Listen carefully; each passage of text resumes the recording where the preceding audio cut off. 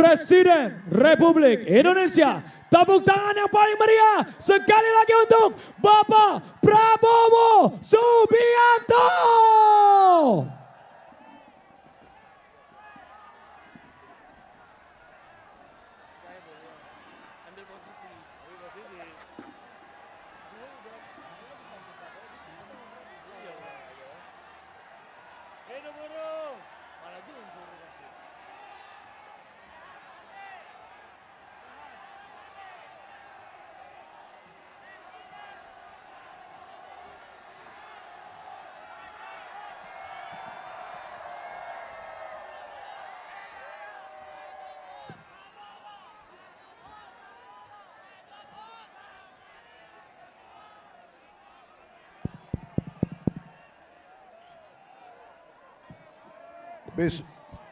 Bismillahirrahmanirrahim. Assalamualaikum warahmatullahi wabarakatuh. Selamat pagi. Salam sejahtera bagi kita sekalian. Shalom, salve, Om Swastiastu. Namo Buddhaya, salam kebajikan. Yang saya hormati dan yang saya banggakan, seluruh kaum buruh yang hadir pada hari ini di lapangan Monas pada tanggal 1 Mei 2025, yaitu Hari Buruh Internasional, Hari Buruh yang menjadi hari lambang perjuangan kaum buruh seluruh dunia. Saudara-saudara sekalian, terima kasih atas kehormatan yang diberikan kepada saya. Saya diundang hadir bersamamu. Ini adalah kehormatan besar bagi saya. Terima kasih. Terima kasih. Saudara-saudara sekalian, sekarang karena ini sambutan harus mengikuti protokol sambutan, benar? Jadi saya harus menyapa tokoh-tokoh yang hadir, boleh? Yang saya hormati Sekretaris Serikat Buruh Sedunia, Saudara Shoya Yoshida, Ketua Umum Konfederasi Serikat Pekerja Seluruh Indonesia, Saudara Jumhur Hidayat, Presiden Konfederasi Serikat Pekerja Indonesia, Saudara Said Iqbal, Presiden Serikat Pekerja Konfederasi Serikat Pekerja Seluruh Indonesia, Saudara Andi Gani Nenawea, Presiden KSBSI, Saudari Eli Rosita Silaban, beserta semua konfederasi dan organisasi buruh seluruh Indonesia yang hadir. Yang hadir di sini ada 18. Oh, di antaranya 18 lebih yang hadir. 100 konfederasi yang hadir. Boleh saya baca 100-100-nya? Enggak usah. Enggak usah. Nanti ada yang tersinggung. Enggak. Benar ya? Jangan marah sama gue ya.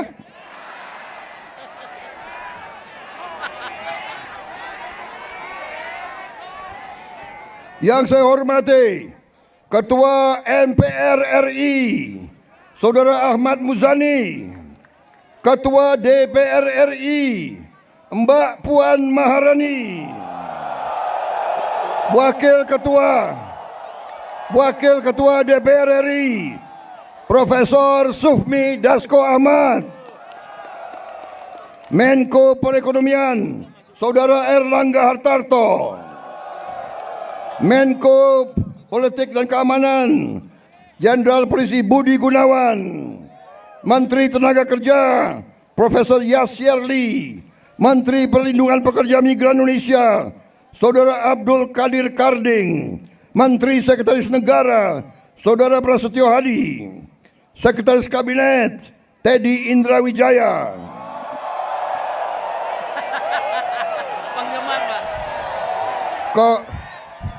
Kok lebih banyak sautannya daripada untuk gue nih?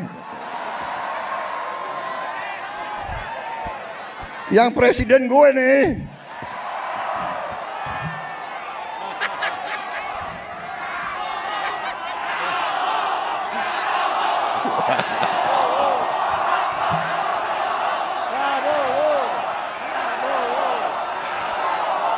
Kapolri, yang terhormat Kepala Kepolisian Republik Indonesia, Jenderal Polisi Listio Sigit Prabowo.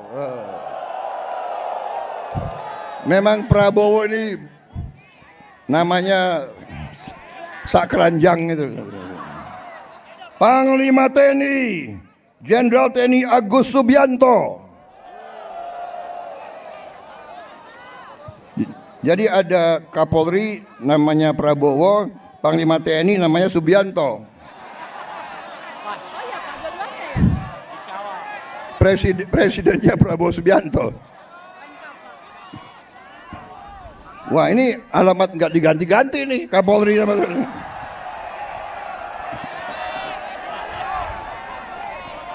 para atase tenaga kerja dari negara-negara sahabat, dari 22 negara yang hadir, dan seluruh pimpinan Federasi Sekretariat Buruh, dan saudara-saudara sekalian, saudara-saudaraku para buruh pekerja yang hadir pada siang hari ini. Terima kasih kehadiranmu dan terima kasih undangan bagi saya.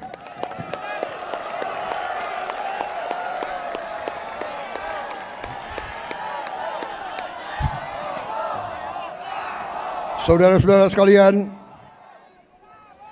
sekali lagi saya terima kasih saya diundang hari ini, dan terutama saya mau ucapkan terima kasih 5 kali saya maju pemilihan presiden, 5 kali saya maju, 4 kali kalah.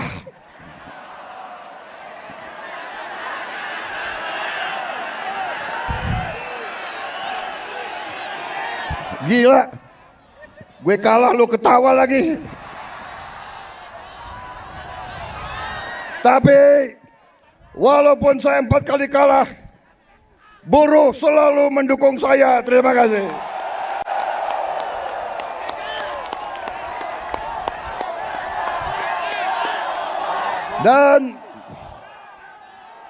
Dan karena itu, saudara tidak pernah tinggalkan saya.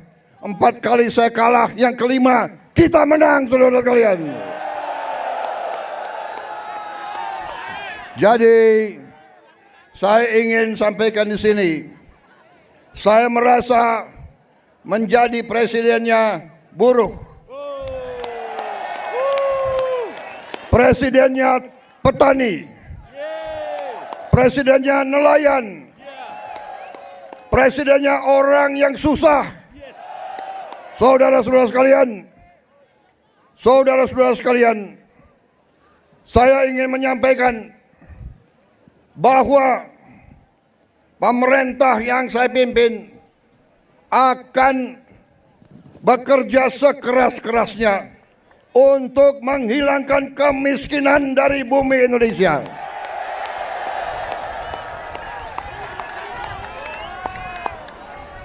Pemerintah yang saya pimpin akan bekerja sekeras-kerasnya agar tidak ada anak Indonesia yang lapar.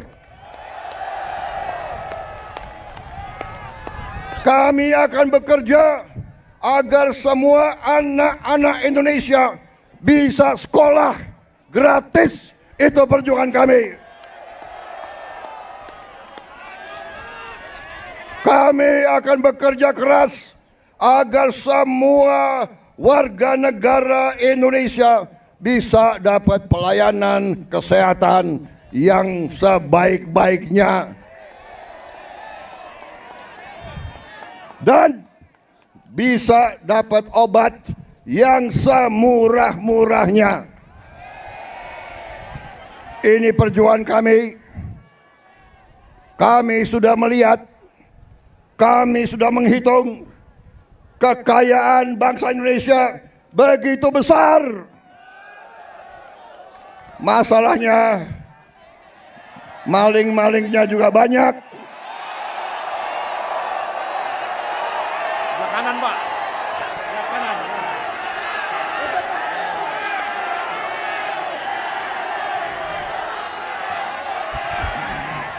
Saudara-saudara sekalian, pemerintah yang saya pimpin bertekad untuk berusaha menghilangkan korupsi dari bumi Indonesia.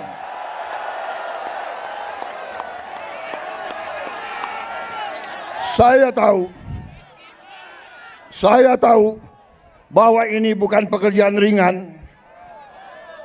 Ini pekerjaan berat. Pekerjaan berat.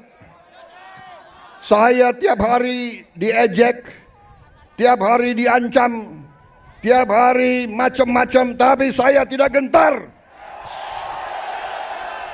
Saya sudah katakan, saya rela, saya siap, saya ikhlas mati untuk bangsa dan rakyat saya.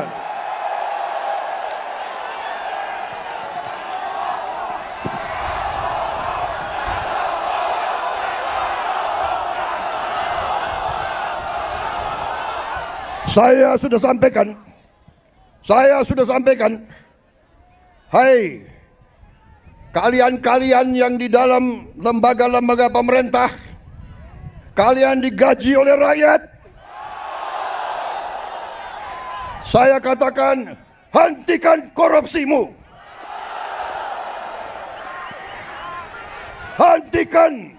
Hentikan kalian mencuri uang rakyat, hentikan.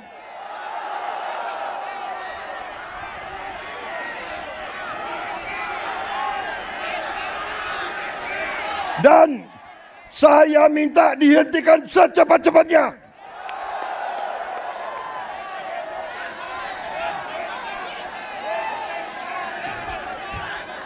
Saudara-saudara sekalian, saya sudah lama jadi orang Indonesia.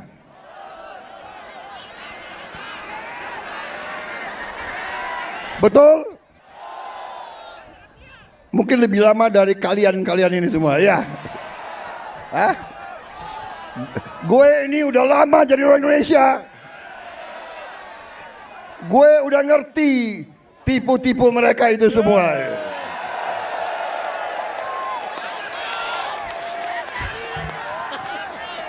Saudara-saudara, kenapa mereka takut aku jadi presiden? Karena aku tahu tipu-tipu mereka, gue tahu semua tuh.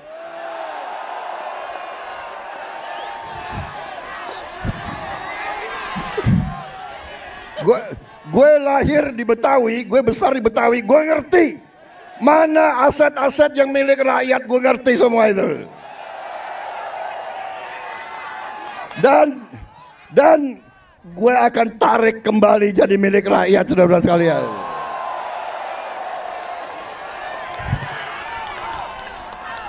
Karena saudara-saudara, saya sudah tanya ke hakim-hakim agung, dasar undang-undang dasar kita kuat. Dasar undang-undang kita kuat. Bumi dan air dan semua kekayaan yang dikandung di dalamnya dikuasai oleh negara. Sumber-sumber produksi yang menguasai hajat hidup orang banyak dikuasai negara dan dipergunakan sebesar-besarnya untuk kemakmuran rakyat. Itu perintah undang-undang dasar. Saudara-saudara sekalian, saya kira cukup ya. Lanjut.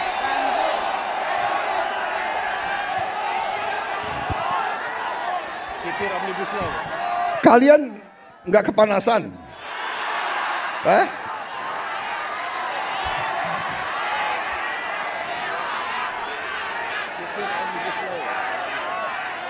Saudara-saudara sekalian, saya ingin memberi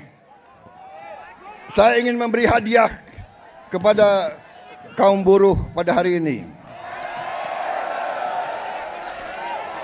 Saya akan membentuk segera Dewan Kesejahteraan Buruh Nasional yang akan terdiri dari semua tokoh-tokoh pimpinan buruh seluruh Indonesia.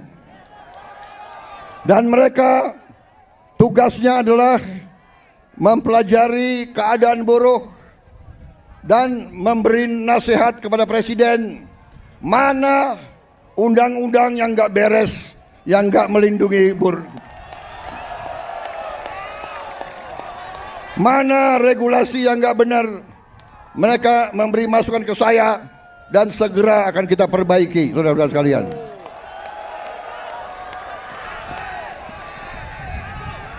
Saudara-saudara sekalian, kita juga atas saran dari pimpinan buruh, atas saran dari Pak Said Iqbal dan Pak Jumbur, kita akan segera membentuk Satuan Tugas PHK. Kita tidak akan membiarkan rakyat kita tidak akan biarkan pekerja-pekerja di PHK kan seenaknya.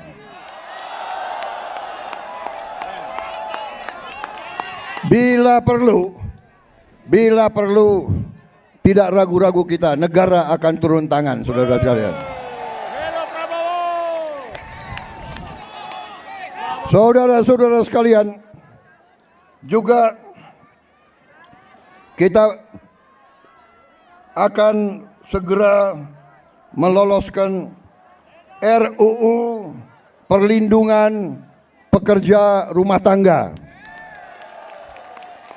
Wakil Ketua DPR yang hadir, Pak Dasko, Pak Sufmi melaporkan ke saya, minggu depan RUU ini segera akan mulai dibahas. Mudah-mudahan tidak lebih dari 3 bulan undang-undang ini akan selesai kita bereskan. Juga saran dari Pak Jumhur, undang-undang perlindungan pekerja di laut, pekerja di industri perikanan, pekerja di kapal-kapal, kita juga segera akan membentuk undang-undang itu. Jadi kami Satgas PHK dan Dewan Kesejahteraan Buruh Nasional ini akan mempunyai peran yang sangat penting. Saudara-saudara sekalian, saya juga akan meminta Dewan Kesejahteraan Nasional mempelajari bagaimana caranya kita kalau bisa tidak segera tapi secepat-cepatnya kita ingin menghapus outsourcing. Tapi saudara-saudara, kita juga harus juga realistis. Kita juga harus menjaga kepentingan para investor juga. Kalau mereka tidak investasi, tidak ada pabrik, kalian tidak bekerja. Jadi kita harus bekerja sama mereka atas usul pimpinan saudara. Dalam waktu dekat saya akan mengadakan suatu pertemuan di Istana Bogor. 150 pimpinan buruh akan saya pertemukan dengan 150 pemimpin perusahaan di Indonesia. Kita akan duduk bersama. Saya akan mengatakan kepada para pengusaha, saudara-saudara tidak boleh mau kaya sekaya-kayanya sendiri tanpa mengajak pekerja-pekerja hidup dengan baik. Tapi negara juga tidak tinggal diam. Kami berjuang memberi pelayanan kesehatan untuk seluruh rakyat, pendidikan, kita juga memberi subsidi listrik, kita memberi bantuan tunai langsung kepada mereka-mereka yang penghasilan rendah. Total biaya yang kita gelontorkan ke rakyat sudah melebihi, kalau tidak salah, 500 triliun. Ini terus untuk menjaga rakyat kita tidak ada yang menderita. Tapi sekarang masalahnya adalah kita harus jaga mereka yang memerlukan, mereka yang terima. Jangan mereka yang tidak perlu, mereka terima juga bantuan dan subsidi. Ini nggak benar. Ya kan? Karena kita masih dapat laporan ada yang tidak berhak.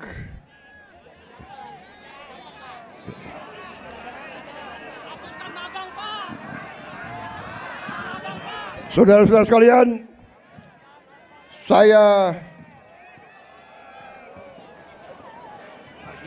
saudara-saudara, juga atas usul dari pimpinan tokoh-tokoh masyarakat, mereka tokoh-tokoh buruh, mereka sampaikan ke saya, Pak, kenapa sih pahlawan nasional nggak ada dari kaum buruh? Saya tanya, kalian ada saran nggak?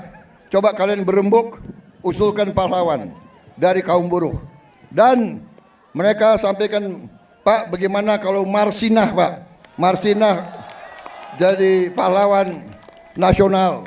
Asal seluruh pimpinan buruh mewakili kaum buruh sepakat, saya akan mendukung Marsinah menjadi pahlawan nasional.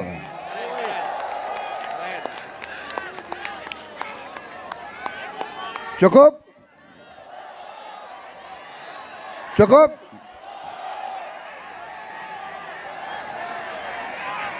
Cukup? Lanjut. Suara gue serak nih. Gue minum kopi ya. Minum kopi. Boleh gue minum kopi ya?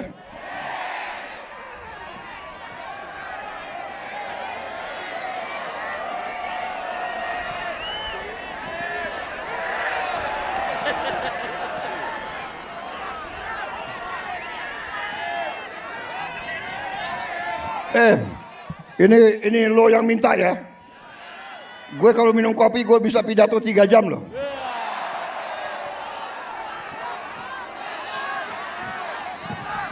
Lo orang gak kepanasan ya?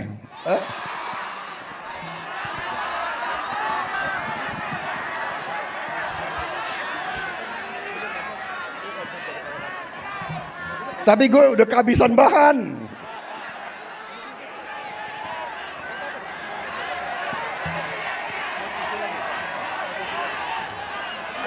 Saudara-saudara, dalam rangka juga pemberantasan korupsi, saya mendukung undang-undang perampasan aset. Saya mendukung.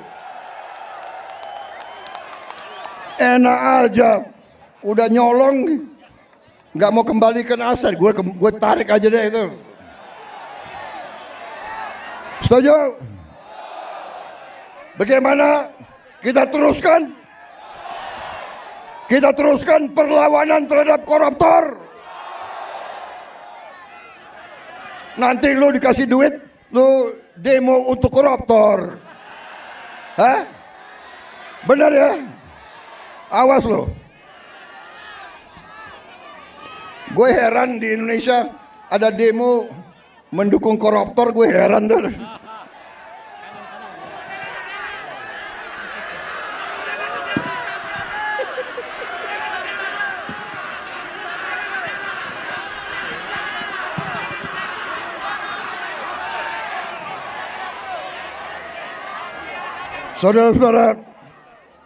Saudara-saudara, saya punya teori ekonomi sangat sederhana.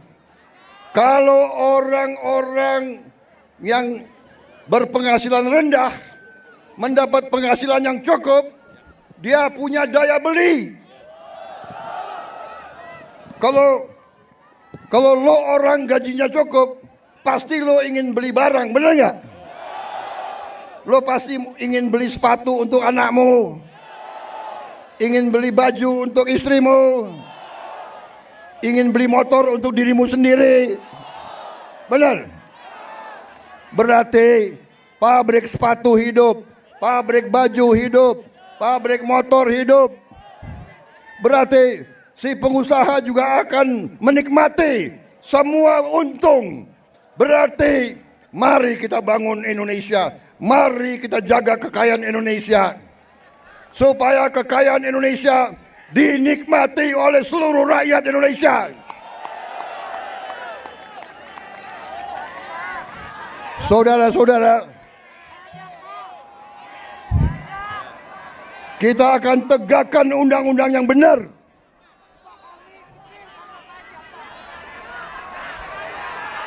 Aturan pajak. Jadi aturan pajak itu memberatkan diri. Karena potongan ketika dapat pesangon cuma kecil dan uang pensiun kecil, pajaknya progresif sampai 20%. Ya, saya akan pelajari kembali masalah pajak. Pajak yang besar untuk orang yang penghasilannya besar. Lo orang gajinya nggak besar, jadi ngapain dipajak? Tapi kalau pajaknya sedikit-sedikit boleh dong. Boleh ya? Boleh. Ya kalau pajaknya nggak terlalu besar boleh ya? Ya bayar deh dikit-dikit deh. Jangan progresif. Ya itu nanti tugasnya Dewan Kesejahteraan Buruh Nasional. Oke. Cukup. Terima kasih. Wassalamualaikum warahmatullahi wabarakatuh.